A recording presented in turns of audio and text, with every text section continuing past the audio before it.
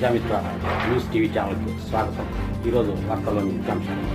అటల్ మోదీ సుపరిపాలన యాత్ర పేరుతో నిర్వహిస్తున్న బస్సు యాత్ర శనివారం సాయంత్రం కడప చేరుకుంది. ఈ సందర్భంగా ఎర్రముక్కపల్లె సమీపంలోని కందిపాలెం సర్కిల్ నందు నూతనంగా ఏర్పాటు చేసిన భారతరత్న మాజీ ప్రధాని అటల్ బిహారీ వాజ్పేయి కాష విగ్రహ ఆవిష్కరణ అనంతరం జిల్లా అధ్యక్షులు వెంకట సుబ్బారెడ్డి ఆధ్వర్యంలో భారీ బహిరంగ సభను నిర్వహించారు. అంతకు మునుపు యువజన మోర్చా జిల్లా అధ్యక్షులు బొమ్మన విజయ్ ఆధ్వర్యంలో భారీ బైక్ ర్యాలీని నిర్వహించారు. ఎమ్మెల్యే ఆదినారాయణ రెడ్డి, జిల్లా ఇన్ఛార్జి మంత్రి సవితమ్మ ఈ సందర్భంగా బహిరంగ సభలో ప్రసంగిస్తూ Amaravati, Polavaram, railway zone, Vizag steel factory Varma గారి యొక్క ఆయన కూడా తగిన మంత్రి 12,000 కోట్ల రూపాయలు ఇప్పించిన వ్యక్తి. అది కాకుండా ఎక్కడ చూసినా హైవేలు అన్ని కాన్స్టిట్యూన్సీలకు 7 కాన్స్టిట్యూన్సీలు కాదు 175 నియోజకవర్గాలు 70,000 కోట్లతో ఈ రాష్ట్రంలో నేషనల్ హైవేలు, మరొక రేపు మార్చి ఏప్రిల్ తర్వాత మరొక 50,000 కోట్లతో 4 ఎయిర్పోర్ట్లు, అదే కాకుండా 6 సీపోర్ట్లు, ఇన్ని రకాలుగా అభివృద్ధి జరిగేదానికి కారణం స్ఫూర్తి వాజ్పేయి గారు. దాన్ని ఆదర్శంగా తీసుకొని మోడీ గారు ప్రపంచంలోనే ఇప్పటికే 4వ స్థానం తీసుకొచ్చిన ఈ ఆర్థిక విధానాన్ని భవిష్యత్తులో 3 నుంచి 2047కు అంటే స్వాతంత్రం 100 సంవత్సరాలైన సందర్భంగా 3వ స్థానం తీసుకొచ్చే దానికోసం ఆయన యొక్క ఆలోచన, మోడీ గారి యొక్క ఆయన ఆలోచన, మోడీ గారి యొక్క ఆచరణ. అదే కాకుండా రఘురామరాజన్ చెప్పిన ప్రకారం ప్రపంచంలోనే ఎవరైతే జీడిపి పెంచి ద్రవ్యోల్బణాన్ని తగ్గించి ఆస్తుల కల్పన చేసి టెర్రరిజాన్ని నక్సలిజాన్ని తగ్గించి ఎవరు చేస్తారో ఆ వ్యక్తే ప్రధానమంత్రి మోడీ గారు అని చెప్పినాడు. ఆ మోడీకి స్ఫూర్తి ఆయన. ఉప ఎన్నికలో కూడా బీటెక్ రవి చెప్పినట్లు సినిమా చూపించినాం, 10% ఓట్లు రాకుండా చేసినాం. ఇదే మా యొక్క కలయికతో ఇదే సవితమ్మ గారు ఇన్ఛార్జి మంత్రిగా ఇక్కడికి వచ్చారు, 10% ఓట్లు రాలే. అటువంటి పాలన కావాలన్నా వాజ్పేయి గారి ఆధ్వర్యంలో స్వపరిపాలన బదులు సుపరిపాలన కావాలన్నా ఒకసారి మీరు గట్టిగా ఏ పరిపాలన కావాలో మీరే హృదయపూర్వకంగా సపోర్ట్ కొట్టి చెప్పాల్సిందిగా కోరుతున్నా.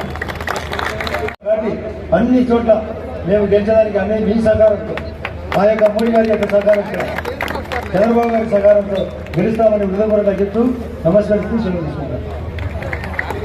మాధవ్ గారికి, అదేవిధంగా మన కేంద్ర మంత్రి శ్రీనివాస్ వర్మ గారికి, అదేవిధంగా మరి ఆంధ్రప్రదేశ్ కేబినెట్ లో ఒక పక్క బడుగు బలహీన వర్గాల కోసం, ఒక పక్క ఆంధ్రప్రదేశ్ లో ఉన్న బడుగు బలహీన వర్గాలు ప్రజలందరూ ఆరోగ్యంగా ఉండాలి, ఈ ప్రజలు నిరంతరం వైద్యం విద్య అందజేయాలి, మరి యూనివర్సల్ హెల్త్ పాలసీ తీసుకురావాలి అని కేంద్రంతో నరేంద్ర మోడీ గారితో మాట్లాడుతూ ఈ రోజు మన వైద్య శాఖ మంత్రిగా పనిచేస్తున్న మా సోదరుడు సత్యకుమార్ యాదవ్ గారికి, అదే విధంగా మరి ఈ కార్యక్రమాన్ని ఇంత విజయవంతం చేసిన ఈ స్థానిక అధ్యక్షుల వారికి, అదే విధంగా మరి పార్లమెంట్ అధ్యక్షులు శ్రీనివాస్ రెడ్డి గారికి, మరి అదే విధంగా మరి బీటెక్ రావు గారికి, భూపేష్ గారికి, జనసేన నాయకులకు, అదే విధంగా నిజంగానే కడప జిల్లాకు ఒక వరం.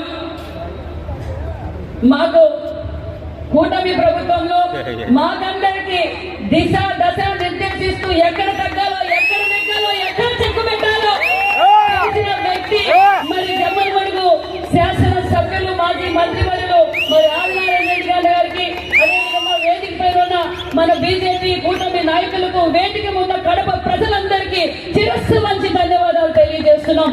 నిజంగా ఈ కార్యక్రమం భావి తరాలకి ఒక స్ఫూర్తి కావాలి.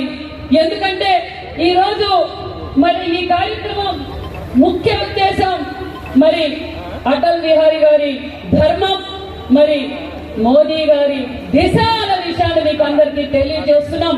ఎందుకంటే భావితరాలు మర్చిపోతున్నాయి వారు చేసిన త్యాగాలు. ఈ రోజు మళ్ళీ మనం అందరం తెలుసుకోవాలి చిరస్థాయిగా. ఎందుకంటే ఈ రోజు భారతదేశం వైపు కను చూపు కూడా చూడడానికి దేశాలు భయపడుతున్నాయి అంటే అది నాంది మన వాజ్పేయి గారు, మన నరేంద్ర మోడీ గారు అన్న విషయం మీకు తెలియజేస్తూ మరి నిజంగానే ఈ రోజు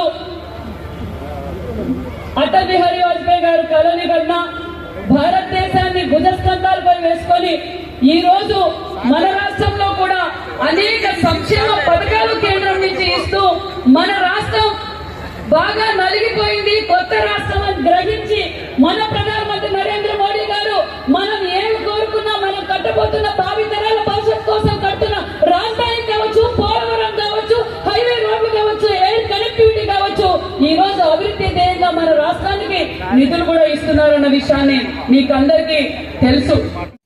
మరిన్ని వీడియోల కోసం ఛానల్ను సబ్స్క్రైబ్ చేయండి, షేర్ చేయండి, లైక్ చేయండి.